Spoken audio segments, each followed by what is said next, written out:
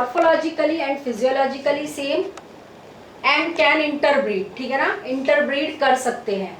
ऐसे ऑर्गेनिज्म उनको हम क्या बोलते हैं, स्पीसीज बोलते हैं। अब बहुत सारी स्पीसीज जब ग्रुप्ड होंगी, ठीक है, स्पीसीज ग्रुप्ड होती हैं तो उनको हम किस में रखते हैं, जीनस में। तो जीनस हैव वन स्पीसीज, अगर वन स्पीसीज है तो वो मोनोटिपिक हो गया, ठीक है, कैसा हो गया, monotypic genus. And if it has more than one species, एक से ज्यादा, जीनस में बहुत सारी स्पीसीज अगर आती है तो उसे हम क्या बोलते हैं, पॉलीटिपिक स्पीसीज। चलो तो देखो जीनस की डेफिनेशन क्या होगी, is a group of species, group of species, यानी जीनस में जब हम बहुत सारी स्पीसीज को कंबाइन कर देते हैं तो उसे हम क्या बोलते हैं, जीनस बोलते हैं। लेकिन हमेशा ऐसा नहीं है, कुछ ऐसे जीनस है जिसमें एक सिंगल स्पीसीज आती है, जैसे तो इस जीनस को हमने दो टाइप में डिवाइड किया है, monotypic genus and polytypic genus. देखो mono means single, the genus which have just one species, ऐसा जीनस जिसकी सिर्फ एक ही स्पीसीज हो। और एग्जांपल है टोमेटो, टोमेटो एक अपने ग्रुप में यानी अपने जीनस में एक अकेली स्पीसीज है और इसका नाम क्या होता है, लाइकोपर्सिकॉन, लाइकोपर्सिकॉन एस्क्यूलेंटम, लाइकोपर्सिकॉन एस्क्यूलेंटम साइंटिफिक नेम है। तो देखो ये हो गया इसका जीनस और ये क्या होगी, इसकी स्पीसीज, ठीक है।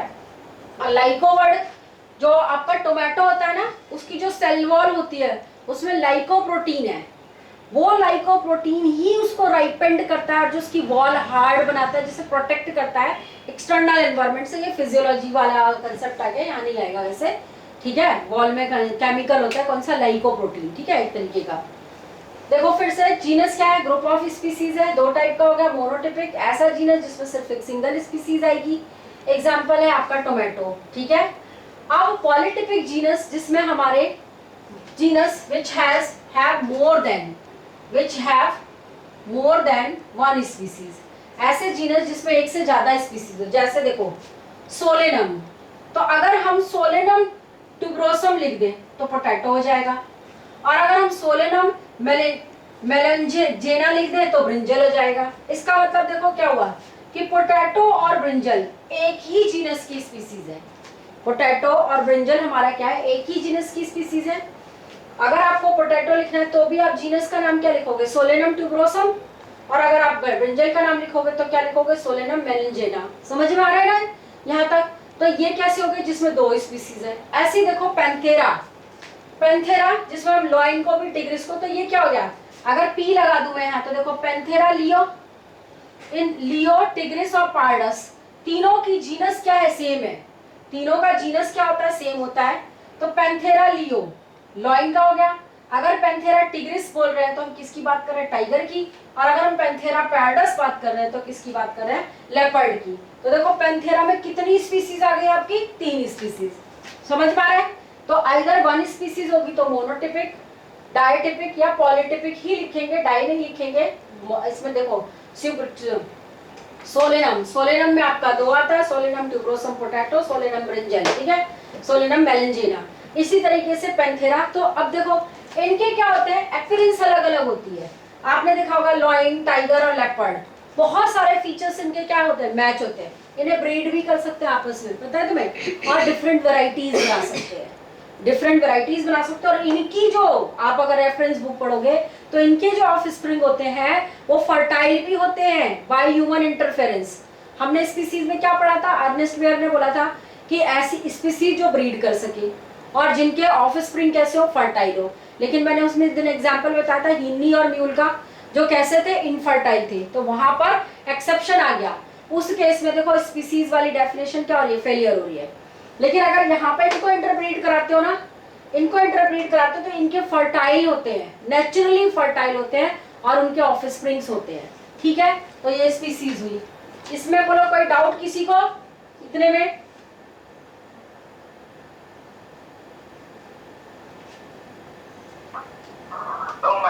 समझ में आ गया ना, ठीक है। इसके बाद देखो इसी चैप्टर में जो आगे हमारा टॉपिक है टेक्सोनॉमिकल एड्स, यानी वो चीजें, वो टूल्स जो हमें क्लासिफिकेशन करने में क्या करती है, हेल्प करती है, ठीक है। तो बहुत सारी चीजें जिनकी हेल्प से हम क्या करते हैं, किसी भी एनिमल को या किसी भी प्लांट को हम क्या करते हैं, उसके कैरेक्टर्स के बेसिस पर क्लासीफाई करते हैं। फॉर एग्जाम्पल मान लो कि तुम कहीं घूमने गए, कहीं जंगल में घूमने गए, ठीक है, जंगल में घूमने गए और तुमने एक नया प्लांट देखा, तुमने देखा नया प्लांट, ठीक है, तुम्हें लग रहा है कि ये ऐसा प्लांट तो कहीं नहीं देखा, तुम 25 बच्चों का ग्रुप था, तुमने तुमने उस प्लांट को अपने आस पास के ग्रुप में बच्चों को दिखाया, तो उन बच्चों ने कहा यार हमने भी नहीं देखा ऐसा पौधा तो कहीं। फिर तुम्हारे साथ जो टीचर गई थी, टीचर से पूछा कि मैम आपने ऐसा प्लांट देखा है, नहीं देखा। तो तुमने सोचा कि चलो अब क्या करते हैं, इसकी फोटो क्लिक करते हैं, आजकल तो सोशल मीडिया हो गया, फोटो क्लिक करके गूगल पे डाल रहे हो या आप अपने साइट्स पे मेल कर रहे हो, वहां पे सर्च कर रहे हो कि ये मैच हो जाए किसी से, लेकिन ये तो वहां भी मैच नहीं हो रहा, मैच नहीं हो रहा, तो अब तुम क्या करोगे, उसकी फोटो क्लिक कर, अगर वो एनिमल होता और छोटा एनिमल होता तो तुम उसे उठाकर ले आते दिल्ली और यहाँ पर रिसर्च इंस्टीट्यूट्स में कांटेक्ट करते और वहां जाकर देते कि भाई हमने देखो नई स्पीसीज, हो सकता है तुम्हारा नाम उसके साथ ऐड हो जाता। तो बहुत सारी चीजें होती हैं। अब मान लो कि हम कहीं घूमने गए, म्यूजियम में गए, ठीक है, या आप जू देखने जा रहे हो, नेशनल पार्क्स में जा रहे हो, जूलॉजिकल पार्क्स में जा रहे हो, तो वहां पर बहुत सारे एनिमल्स और प्लांट्स होते हैं, तो उनको क्या किया जाता है, प्रिजर्व किया जाता है, ठीक है। तो डिफरेंट मेथड है, जैसे कुछ एनिमल या प्लांट होते हैं जिन्हें उनकी नेचुरल कंडीशन में हम प्रिजर्व नहीं कर पाते, ठीक है, प्रोटेक्ट नहीं कर पाते, तो उनको हम क्या करते हैं, वहां से निकाल के कहाँ लेकर आते हैं, जू में लेके आते हैं, जू में लाते हैं जहाँ पर प्रॉपर डॉक्टर्स होते हैं, सारा केयरिंग स्टाफ होता है जो उनकी केयर करता है, फिर उनकी फर्टिलाइजेशन होती है, उनकी ब्रीड बढ़ाई जाती है और नंबर को इंक्रीज किया जाता है ना, जो एक्सटिंक्ट हो रही होती है स्पीसी। तो उसी में देखो टेक्सोनॉमिकल एड्स क्या, प्लेसेस, इंस्ट्रूमेंट्स, बुक्स, वो सारी चीजें जो क्लासिफिकेशन में आपकी क्या करेंगी, हेल्प करेंगी, उन्हें हम क्या बोलते हैं, टेक्सोनॉमिकल एड्स बोलते हैं। तो इसमें दो चीजें बहुत इंपॉर्टेंट है, एक तो होता है कंजर्वेशन और दूसरा होता है प्रिजर्वेशन, ठीक है। कंजर्वेशन का मतलब क्या है, प्रोटेक्ट करना, कंजर्व करना यानी बचा के रखना। तो दो तरीके होते हैं कंजर्वेशन के, बहुत इंपॉर्टेंट टर्म है ये, इन सीटू और एक्स सीटू। ध्यान से समझो क्या होता है। इन देखा होगा जो बहुत अमीर लोग होते हैं, रिच लोग होते हैं, जब वो बीमार पड़ते हैं तो हॉस्पिटल उनके घर आ जाता है, नर्सेज रहती है 24 आवर, उनके ड्रिप लग जाती है, ईसीजी मशीन लग जाती है, सब कुछ उनके घर पे हो जाता है, यानी उनको उनके घर में ही उनकी देखभाल की जा रही है ना, उनको हॉस्पिटल तब तक नहीं लाया जाता जब तक कि बहुत क्रिटिकल कंडीशन ना हो जाए। पहले तो यह पॉसिबिलिटी होती है कि उनकी जो केयर है वो कहाँ की जाए, घर में की जाए। तो जब किसी एनिमल को उसके घर में ही हम क्या कर रहे हैं, प्रोटेक्ट कर रहे हैं, उसको जंगल में ही है वो, वहीं पर हम उसे वॉच कर रहे हैं, फॉरेस्ट ऑफिसर्स होते हैं, वहां पर भी बहुत सारे साइंटिस्ट वगैरह होते हैं, काम कर होते हैं, कैमरे लगे होते हैं हाई डेफिनेशन जिनको उनको ऑब्जर्व किया जाता है। तो अगर किसी एनिमल को उसकी नेचुरल कंडीशन में प्रोटेक्शन दी जा रही है तो उसे क्या बोलोगे, इन सिटू कंजर्वेशन। इन मतलब अंदर, याद रखना, जैसे किसी को उसके घर में ही देखभाल की जाती है, तो जैसे ठीक है, तो उसी तरीके से किसी एनिमल को अगर उसकी नेचुरल कंडीशन में ही प्रोटेक्ट किया जा रहा है, उसकी देखभाल की जा रही है, केयर की जा रही है, तो उसे क्या बोलेंगे, इन सिटू कंजर्वेशन। तो ये क्या होंगे, national parks, wild life sanctuaries और बायोस्फीयर। नेशनल पार्क्स होते हैं, बायोस्फीयर्स होते हैं, सेंचुरीज होती है जहाँ बहुत वैरायटी होती है, बहुत डाइवर्स एनिमल्स होते हैं और उनको उनकी नेचुरल कंडीशन में ही प्रोटेक्शन, जैसे आपके पॉर्चर्स होते हैं या वहाँ के जो लोग हैं उनको मना होता है उनको मारना, तो ये सारी चीजें। लेकिन मान लो कि अगर वहां पे प्रोटेक्ट करना पॉसिबल नहीं हो पा रहा है, तब क्या करोगे, तब पर्सन को कहाँ लेके जाएंगे हम, हॉस्पिटल में। तो अब क्या हुआ, कंडीशन हो गई क्रिटिकल, उस एनिमल को हम वहां पर नहीं देखभाल कर सकते, तो हम उसे निकाल कर कहाँ ले आएंगे, जूलॉजिकल पार्क्स में। अगर प्लांट की एक्सटिंक्ट हो रही है वैरायटी तो कहाँ ले जाएंगे, बॉटनिकल गार्डन्स में, और वहां पर फिर उनकी क्या की जाएगी, पूरी प्रोटेक्शन की जाएगी, केयर की जाएगी। तो उसे क्या बोल रहे हैं, एक्स सीटू, निकाल लिया ना वहां से, आ रहा है समझ में। तो जब किसी को आप बाहर निकाल रहे हो उसकी नेचुरल कंडीशन से और फिर आप उसको प्रोटेक्शन और केयर कर रहे हो, that is called ex situ conservation. तो कंजर्वेशन दो टाइप का हो गया, in situ conservation and ex situ conservation. आ गया होगा यहाँ तक समझ में, बोलो इतने में कोई दिक्कत किसी को।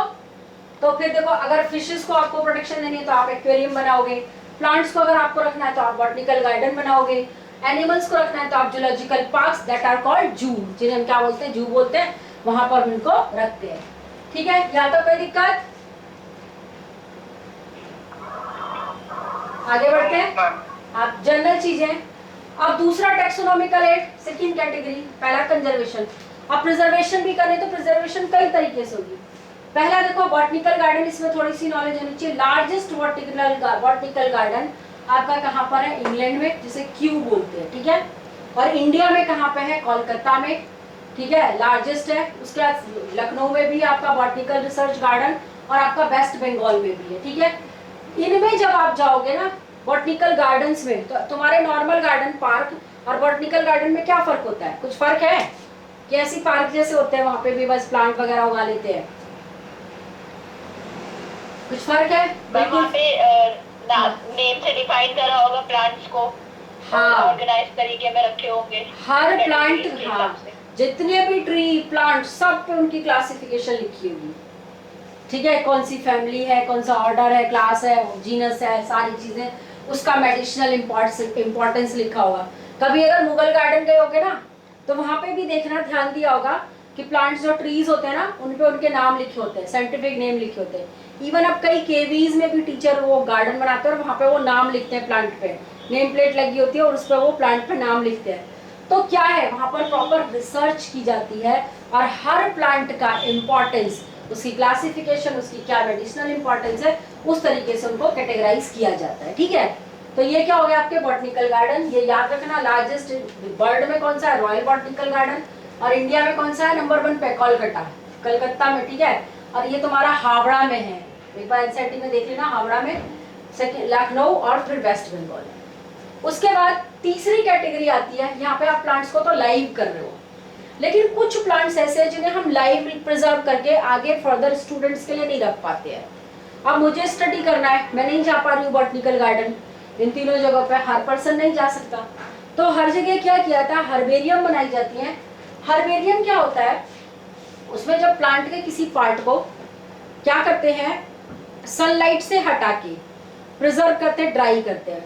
ठीक है, ड्राई करने के बाद उसको उस पर ना हम स्प्रे कर देते हैं। ये याद रखना, ये पूछा गया है, एनसीईआरटी में नहीं है, ये इंपॉर्टेंट है। ठीक है, ये एक्स्ट्रा है।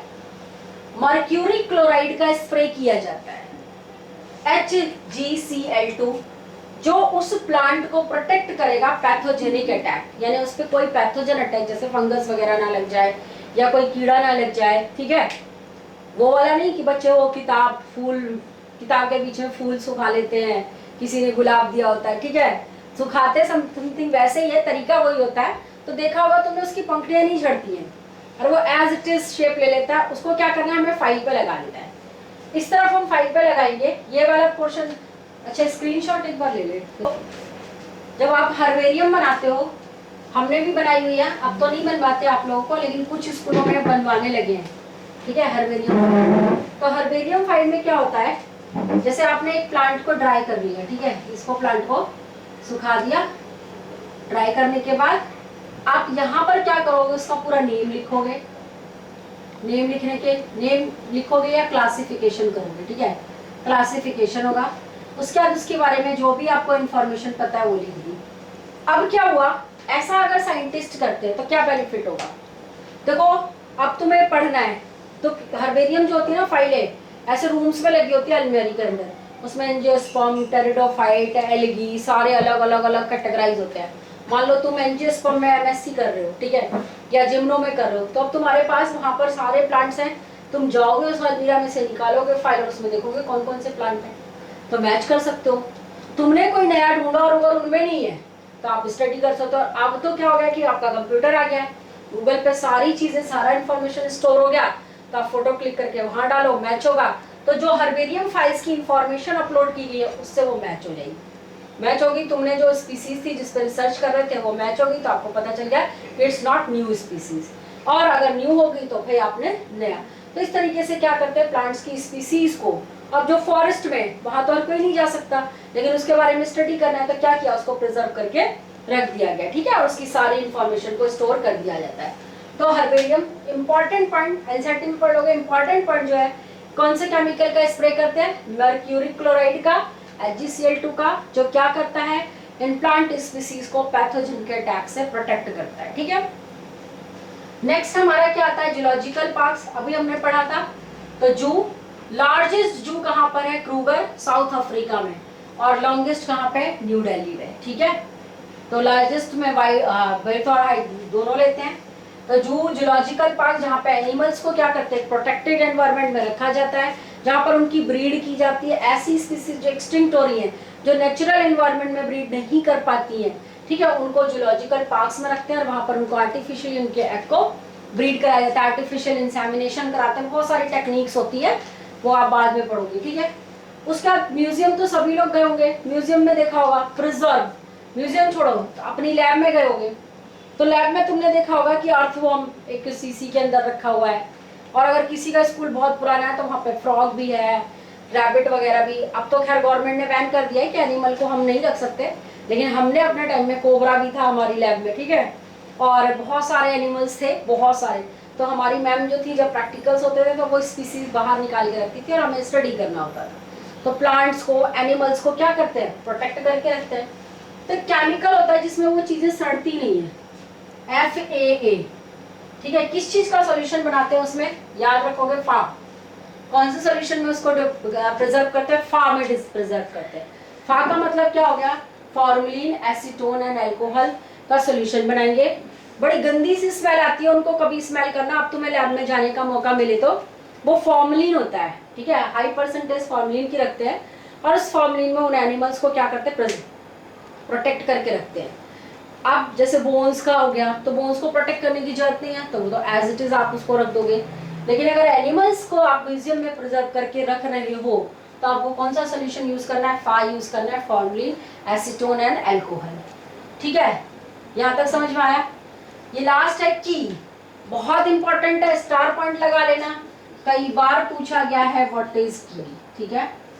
तो की क्या था, अभी मैं बात कर रही थी, सिंपल, उसी पर हम दोबारा आते हैं कि आप लोग सबके सब गए घूमने कहाँ, चलो जिम कॉर्बेट गए, ठीक है ना। जिम कॉर्बेट क्या है, नेशनल पार्क है, जहाँ पर बहुत सारे एनिमल्स हैं, और बहुत से घूमने गए भी होंगे, और नहीं गए हैं तो अब कभी जाना, या जंगल सफारी पे गए, ठीक है। वहां पर तुम्हें एक छोटा सा एनिमल मिला, बड़ा अट्रैक्टिव था, डिफरेंट सा था, तुमने उसको उठा लिया, ठीक है। उठाया और अपने दोस्तों से पूछा, भाई ये क्या है, ये क्या है। पहले कह रहे भाई हमने ऐसा तो कभी देखा ही नहीं, अच्छा नहीं देखा। फिर वही बात टीचर से पूछा, टीचर ने कहा कि भाई मैंने भी नहीं देखा, ठीक है। तो हम आते हैं उस एनिमल पे। तो देखो की डेफिनेशन क्या कहती है, की is an analytical tool, analytical tool है which is based on pair of contrasting character, contrasting character, अभी समझते हैं क्या होता है, ठीक है। called, और उन contrasting, pair of contrasting character is called couplet, एक नंबर में आया, और what is couplet, तो pair of contrasting character is called couplet। तो तुमने वो एनिमल लिया, ठीक है। अब फिर वही वाली बात कि वहां पे नहीं पता चला, उसको गूगल पे भी सर्च कर लिया, सब पे देख लिया, नहीं पता चला, वापस आ गए दिल्ली, दिल्ली में तुमने अपने सर से या मैम से जाके पूछा कि यहाँ पर रिसर्च इंस्टीट्यूट्स कहाँ हैं, वहाँ गए, ठीक है। अब वो साइंटिस्ट उस पर रिसर्च कर रहे हैं और ढूंढने की कोशिश कर रहे हैं कि क्या चीज़ है। लेकिन जब तुम जंगल में थे और तुमने उस एनिमल को लिया, ठीक है, तो तुम्हारे दिमाग में क्वेश्चन आया कि अच्छा चलो भाई ये रैबिट नहीं है, तो फिर क्या है, ये रैबिट नहीं है तो क्या माइस है, ठीक है। दूसरा कहता है नहीं माइस तो नहीं है। देखो दो हर वक्त एक पॉजिटिव एक नेगेटिव कैरेक्टर चलेगा, ठीक है। फिर तुम कहोगे अच्छा ये यूनिसेलर है या मल्टी सेलर है, तो यूनिसेलर है या मल्टी सेलर है, दो कैरेक्टर आ गए। हमेशा ऐसा होता है कंफ्यूजन, अपोजिट कैरेक्टर्स। तो एक बंदा बोला नहीं यूनिसेलर, तो कहोगे यूनिसेलर का, ये तो दिखाई दे रहा है, it means it is multi cellular. तो कहेगा इसकी सेल का स्ट्रक्चर कैसा, ये प्रोकैरियोटिक है या यूकैरियोटिक है। फिर देखो दो कैरेक्टर आ रहे हैं कि नहीं आ रहे हैं, तो अपोजिट कैरेक्टर्स, मतलब जहाँ पर हम क्या करते हैं, कंपेयर करते हैं। फिर हम बात करेंगे कि अच्छा ये कौन सी फैमिली का हो सकता है, अगर ये माइस है तो रेटस हो सकता है, लेकिन दूसरा कहेगा नहीं ये तो रैबिट की फैमिली का है। तो जब हम इस तरीके से स्टडी करते हैं, जहाँ पर हम कैरेक्टर्स, अपोजिट कैरेक्टर्स को लेके स्टडी करते हैं, तो उसे क्या बोलते हैं, की बोलते हैं। कॉन्ट्रास्टिंग मीन्स अपोजिट कैरेक्टर्स, एक कुछ बोल रहा है दूसरा कुछ बोल रहा है, ठीक है। एनसीईआरटी में लिखा हुआ है की is an pair of contrasting character. अब क्या कॉन्ट्रास्टिंग कैरेक्टर, वो चीज नहीं लिखी है, बात समझ में आ गई कि कैसे जब हम किसी भी चीज को फाइंड करते हैं तो उसके लिए हमारे पास बहुत सारे, हम अकेले नहीं, हम कई लोगों से पूछते भी हैं, तो भी कह नहीं ये ऐसे नहीं ऐसे हो सकता है, ऐसे नहीं ऐसे हो सकता है, ठीक है। तो pair of contrasting character is called couplet. अब उसमें से क्या होगा, उन कैरेक्टर्स में से एक को एक्सेप्ट किया जाएगा और एक को क्या कर देंगे, रिजेक्ट। कोई ना कोई एक कैरेक्टर, हाँ भाई ये रैबिट से तो मैच कर रहा है, तेरे उससे मैच नहीं कर रहा, ठीक है। फिर फर्दर हम लेके उसको कंटिन्यू करते हैं, स्टडी करते हैं। One is accepted and other is rejected. Each statement of की इज कॉल्ड लीड। जितनी भी इंफॉर्मेशन, जो भी इंफॉर्मेशन आप वहां से गैदर करोगे वो क्या करेगी, आपको फर्दर आपके रिसर्च में लीड करेगी। तो हर इंफॉर्मेशन को यहाँ पर क्या बोला जाता है, लीड बोलते हैं। ठीक है, तो एक बार ये वाला पार्ट एनसीईआरटी से रीड कर लेना। ठीक है, इसके मैं ऑब्जेक्टिव टेस्ट लूंगी इस चैप्टर का, तो नेक्स्ट क्लास में भेज दूंगी, मैं बता दूंगी, मैं जब भी लूंगी प्रिपेयर कर लेना ये वाला चैप्टर। ठीक है, 1 मार्क्स वाला तुम्हारा एंट्रेंस वाला क्वेश्चन का टेस्ट होगा। ठीक है, और फिर नेक्स्ट क्लास में हम सेकंड चैप्टर स्टार्ट करेंगे, तो फर्स्ट में जो भी डाउट्स हैं वो पूछना। अब आज की क्लास का बताओ, कोई डाउट है? ये मैंने बोर्ड का जो स्क्रीनशॉट लिया वो मैं भेज देती हूँ। ठीक है, कोई डाउट है? मैं यही बैठी हूँ, बोलो।